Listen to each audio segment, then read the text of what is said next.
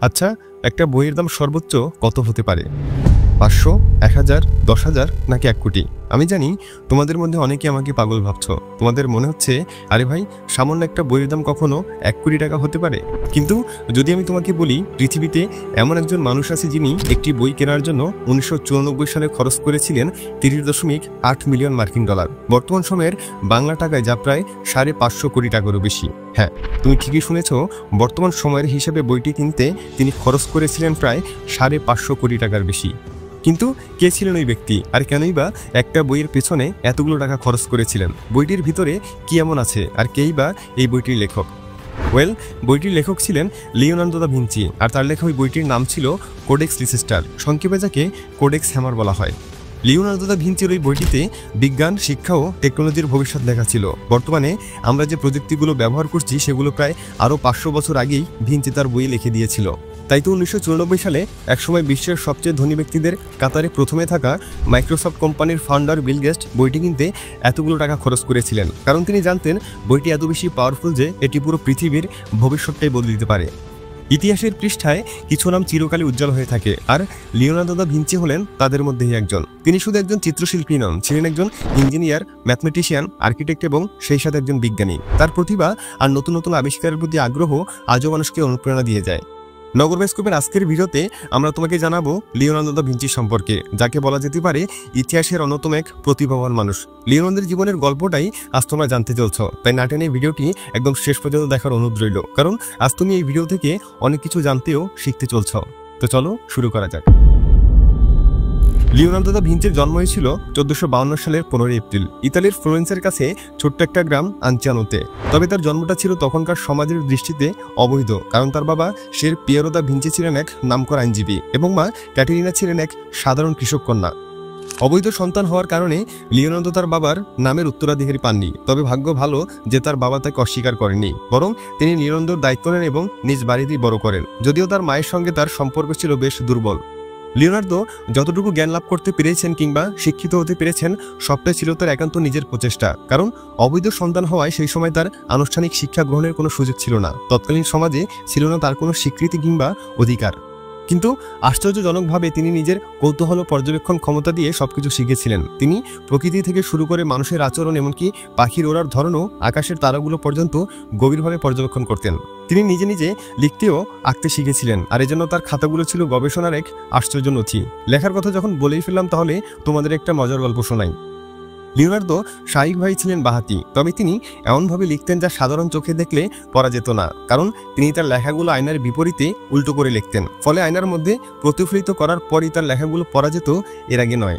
অনেকে মনে করেন এটি ছিল তার সৃজনশীল চিন্তার এক অভিনব উপায়, যা তাকে সবার চেয়ে আলাদা করেছে। আবার অনেকেই বলতো তার থিওরিগুলোকে যেন অন্য কেউ চুরি করতে না পারে, সেজন্য এই পদ্ধতি তিনি ব্যবহার করতেন। কিন্তু তুমি কি আগে কখনো কোথাও এমনটা শুনেছিলে যে কোনো মানুষ তার লেখাগুলো স্বাভাবিকভাবেই আয়নার বিপরীতে উল্টোভাবে লিখে?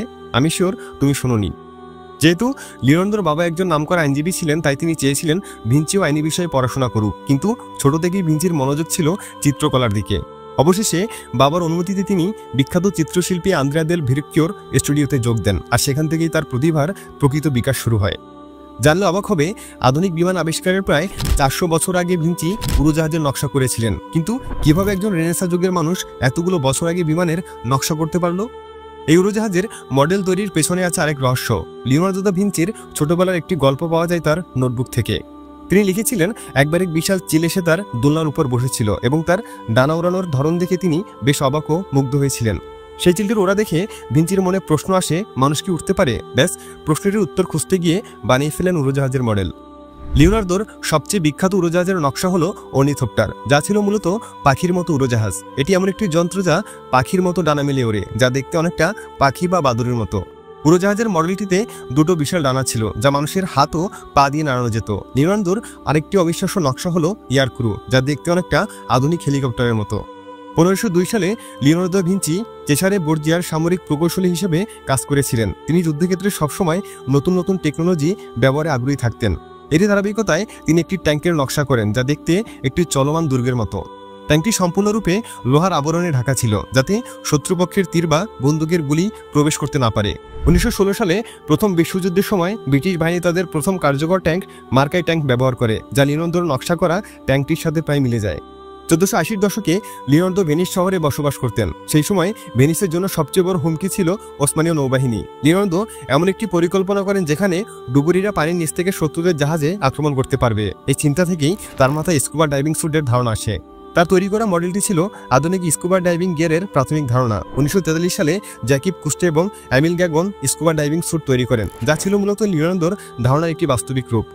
লিওনার্দো দা ভিঞ্চি 1502 সালে এক অভিনব সেতু নির্মাণের পরিকল্পনা করেছিলেন, যদিও তা তখনকার সময়কালের চেয়ে বেশি অ্যাডভান্স টেকনোলজির ছিল। তিনি ব্রিজটির নাম রেখেছিলেন গোল্ডেন হর্ন ব্রিজ। তবে সেই সময় যথাযথ প্রযুক্তির অভাবে ব্রিজটিকে স্থাপন করা না গেলেও 2001 সালে নরওয়েতে লিওনার্দোর নকশার উপর ভিত্তি করে একটি ছোট্ট সংস্করণে কাঠের সেতু তৈরি করা হয়। লিওনার্দো দা ভিঞ্চির চিকিৎসা ও মানবদের সংক্রান্ত গবেষণাগুলো আধুনিক চিকিৎসা বিজ্ঞানের অগ্রগতিতে গুরুত্বপূর্ণ ভূমিকা রেখেছে। তিনি শতাধিক মানুষের মৃতদেহ কাটাছেঁড়া করে তাদের অঙ্গ প্রত্যঙ্গের গঠন বিশ্লেষণ করেন। তার নোটবুকে পাওয়া গিয়েছে অস্থি, পেশি, স্নায়ু, রক্তনালী ও অভ্যন্তরীণ অঙ্গ প্রত্যঙ্গের সঠিক চিত্র। তার গবেষণার মাধ্যমে প্রথমবারের মতো মানবদের বাস্তবসম্মত অঙ্কন পাওয়া যায়। লিওনার্দো প্রথম হৃৎপিণ্ডের 4টি প্রকোষ্ঠ চিহ্নিত করেছিলেন। তিনি দেখিয়েছিলেন যে রক্ত প্রবাহ একমুখী এবং হৃৎপিণ্ড পাম্পের মতো কাজ করে, যা পরবর্তীকালে উইলিয়াম হার্ভে নিশ্চিত করেন। তিনি গর্ভবতী মহিলার দেহ ও গর্ভের শিশুর বিকাশ নিয়ে গবেষণা করেন। তার আঁকা ভ্রূণের চিত্র আজও আধুনিক জীববিজ্ঞানকে হতভম্ব করে দেয়। তিনি চোখের লেন্সের কাজ ও আলোর প্রতিফলনের প্রভাব বিশ্লেষণ করেন, আর এই গবেষণার পরবর্তীতে অপটিক্স ও চক্ষু চিকিৎসার প্রাথমিক ভিত্তি হয়ে ওঠে। লিওনার্দো দা ভিঞ্চির রোবোটিক নাইট হল ইতিহাসের প্রথম কার্যকরী রোবট। 1495 সালে ভিঞ্চি তার মেধা ও ইঞ্জিনিয়ারিং দক্ষতা ব্যবহার করে এটির নকশা তৈরি করেছিলেন। ভিঞ্চি তৎকালীন শাসক লুডোভিকো স্পোর্জার অনুরোধে এক রাজকীয় অনুষ্ঠানের জন্য এই রোবট আবিষ্কারের চিন্তাভাবনা থেকে ওই মডেলটি তৈরি করেন। ভিঞ্চির আঁকা চিত্র এবং নকশাগুলো থেকে বোঝা যায় যে রোবোটিক গিয়ার, চাকা, পাল্লা এবং ক্যামেরার সকল কিছু প্রযুক্তির সাহায্যে হতো। 1950-এর দশকে বিজ্ঞানী কার্ল সাগান লিওনার্দোর ওই নকশাগুলি খুঁজে বের করেন। পরবর্তীতে 2002 সালে মার্ক রোশিন নামের একজন রোবট বিশেষজ্ঞ এই নকশাগুলোর উপর ভিত্তি করে একটি কার্যকর রোবট তৈরি করেন, যা প্রমাণ করে যে ভিঞ্চির নকশা ও মডেলগুলো বাস্তবে কাজ করতে সক্ষম ছিল। লিওনার্দো দা ভিঞ্চির মোনালিসা বিশ্বের সবচেয়ে রহস্যময় এবং আলোচিত চিত্রকর্মগুলোর মধ্যে অন্যতম। মোনালিসা চিত্রকর্মটি লিওনার্দো দা ভিঞ্চি 1503 থেকে 1506 সালের মধ্যে আঁকা শুরু করেন, যদিও অনেকেই মনে করেন তিনি 1517 সাল পর্যন্ত এটি নিয়ে কাজ করেছিলেন।